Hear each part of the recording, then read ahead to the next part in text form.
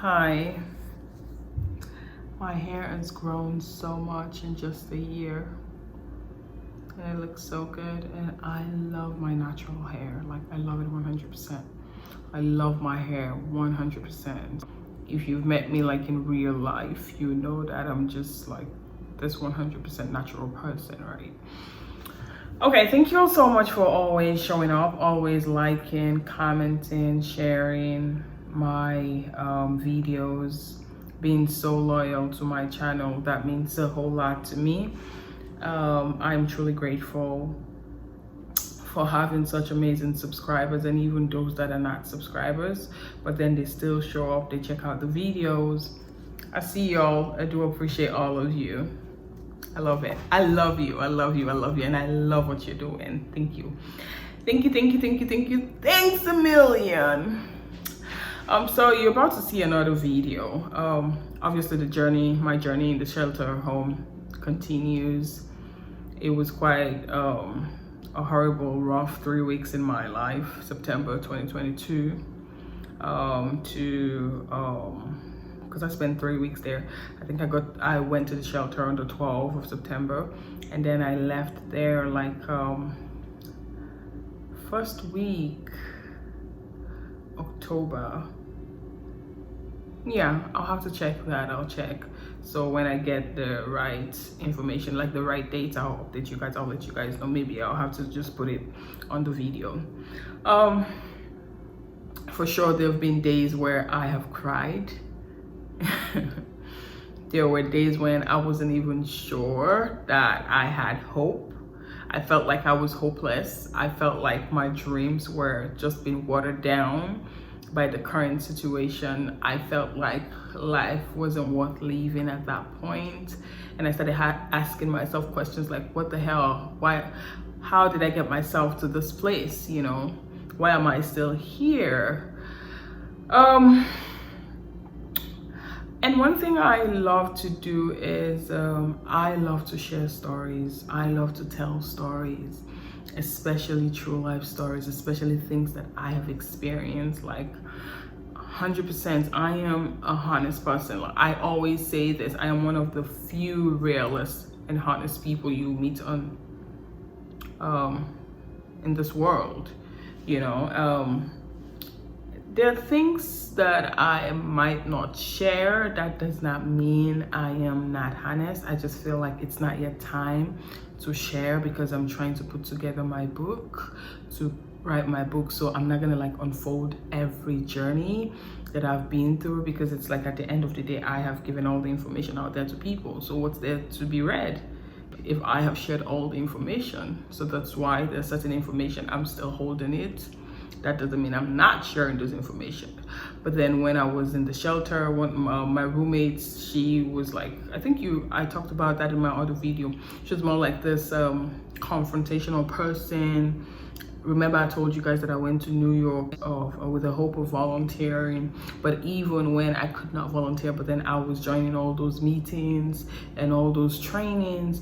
And sometimes when I will have to like tell my roommate that, please, I'll be having a meeting this morning. Because every morning she will play like some really loud music, like really, really loud music, or she'll be talking so loud. And I'm not against, I don't judge people. That's not me, that's not part of me, you know. She smokes, but then I've never smoked my entire life, so, but I don't judge people. And when she does that, and she kind of plays like really loud music, smoking, singing so loud and interrupting my meetings. And some of those meetings I have to like kind of contribute or ask questions, you know, go off, kind of unmute myself so I can be audible, so I can be able to speak. So when she was doing that, like I had a conversation with her. Just from that conversation, that's where everything took a whole different turn. She got so angry. She was like rude to me. She broke my door when I left the apartment, the shelter, and I went to my friend Hawa because I felt like I was unsafe, you know. She didn't know that I was gonna come back, and when I came, I had this footstep like running away and going to her room, and I realized that my door was broken. Like she entered in my room. Only God knows what she was looking for. Thankfully, whatever valuable things that I had, I carried with me. And when I was in the shelter, I saw her going into the other roommate's room. She would go there, she would take lotion, she would take stuff, she would take all this stuff. So I knew that this is not the right person for me to be around. But regardless of me not wanting to be there, I never had a choice at that point, right? So I was there. Anyway, I'm not gonna like explain everything, but like I said, I have cried. I've had my share of the pain. I have had my share of the struggle.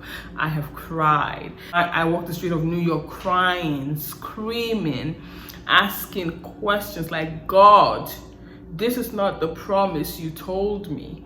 And I am here trying to figure out my life. I don't even know what's gonna happen next, you know? I don't even know what's gonna happen next. So it was quite a tough journey, but one thing I know is God has always ordered my footstep.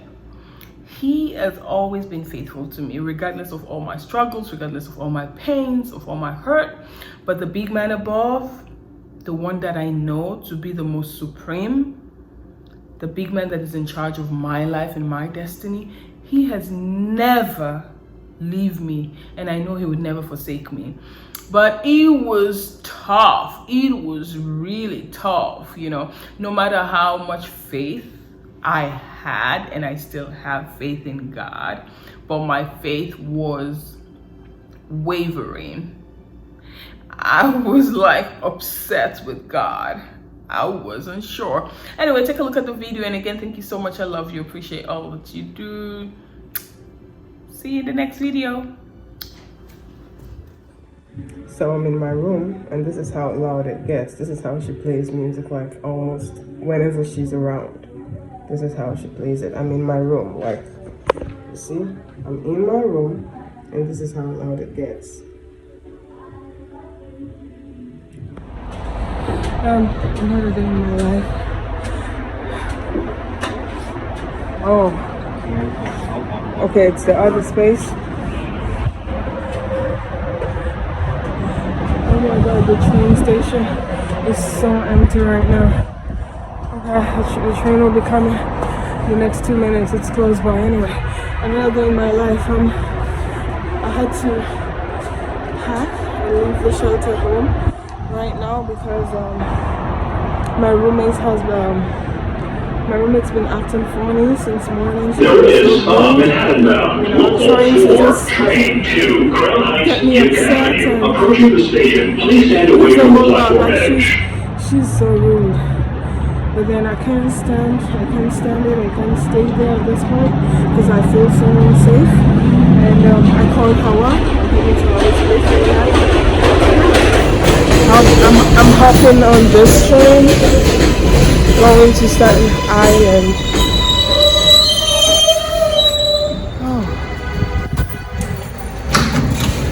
The next stop is figuring out my life right now, wandering on the streets of New York. Yeah, this is my struggle. This is one of my struggles, or part of my struggles. And yeah, that's that. I have cried my eyes out.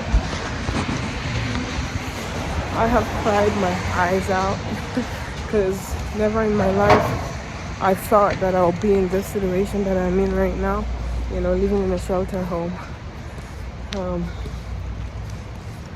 I'm the kind of person who is always who tries, because not always, I'm a human, you know, and who always tries to stay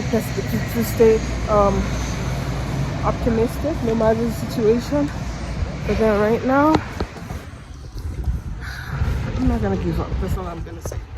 I'm not gonna give up.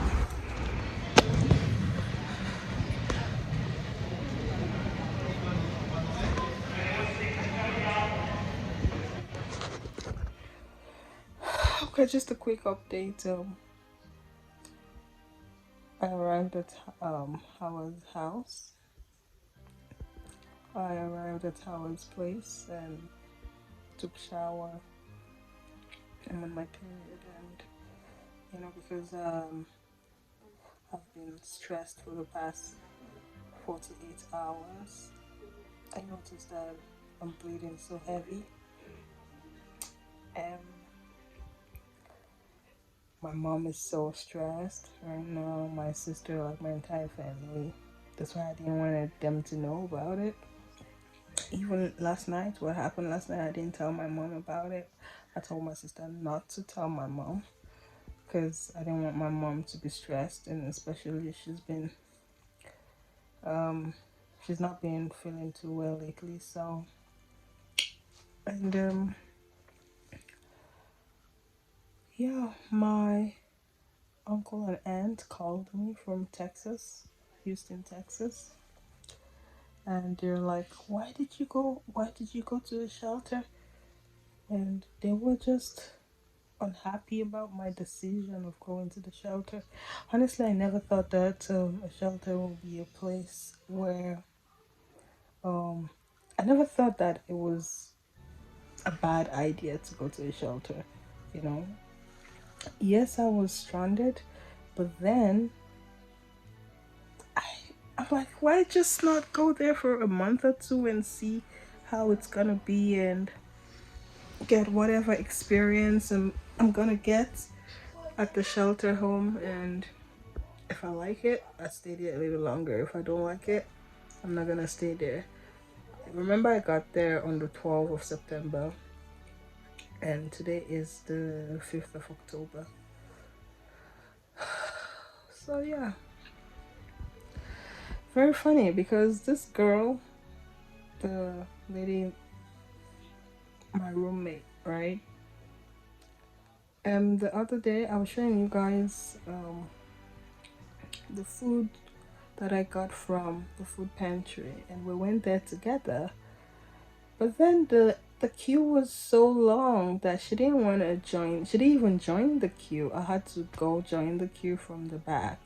She just had to go in front, and whatever way she did. Then she got her food. Then she came to me at the line, and she's like, I got my food. You can't believe it. Like, I got everything that I need. I said, okay, cool. But for me, I'm just like I'm almost close to where the distribution table was, so just be with me and then we go take my food and go home, right? No, she suggested that, okay, I'm just gonna stay beside you until you take your food and then we can walk back to the train station and go back to the shelter. I said, okay, no problem, that's fine. It was my turn. It was my turn to receive my food. Whilst they were giving the food, they gave me ice cream, dessert something, meat, macaroni and cheese, spaghetti. I think there was also cereal. Oh my goodness. That girl became outraged. She started yelling, screaming, making all sort of noise and being so rude. She's like, how the fuck am I supposed to say this on my channel? Am I supposed to use that kind of word in my channel? Like, how the F did you give these people at the back all the good stuff, and then for us who were at the front we got all this stupid junk? She was fighting with the people distributing the food. And I remember the guy telling her that, you know how this distribution works, whatever is in the first container is what we're gonna give out. Just by how the things are, that's just how the things come, that's how we give them out. So you can't be talking to us like that. She's like, I don't give an F about this. Okay, then you can give me some meat. And the guy said, no, I'm not gonna give you anything because you got what you're supposed to get. This is how rude she is.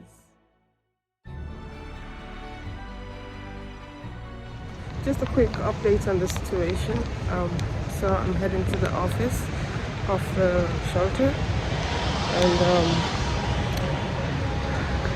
the case manager was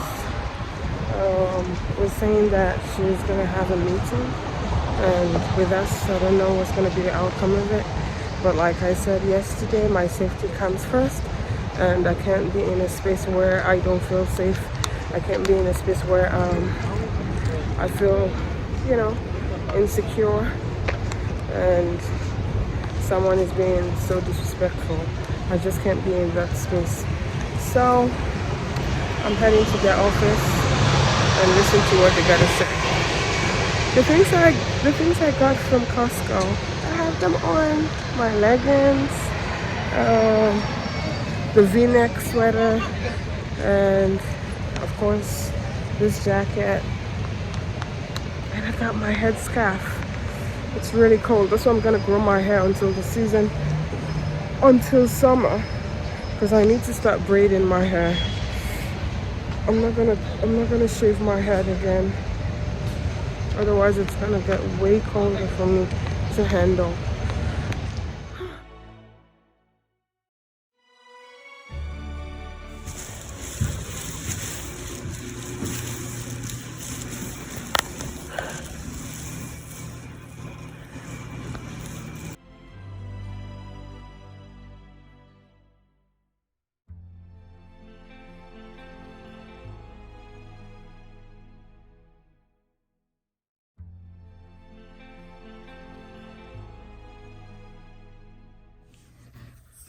I went with my key. My key's right in my bag here. I didn't use my key to open the door. The moment I touched the door was open. This is my key. I can't stay here. No, I can't. I'm gonna leave again. I can't. So for you to know that my door was locked, you see? See? It's totally locked. It's not moving. Look, it is locked. See? You see? That tells you that I locked my door before I left. You see? You see?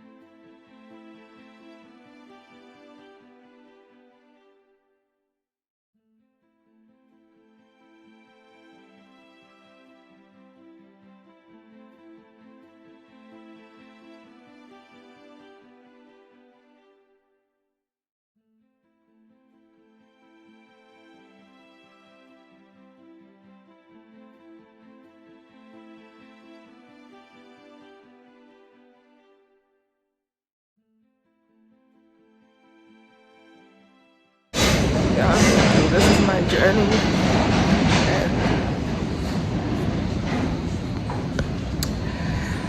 life in the shelter is no longer fun, you know.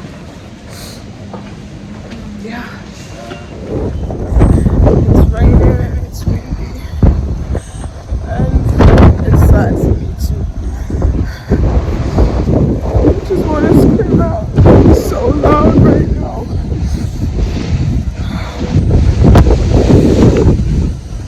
Oh my God.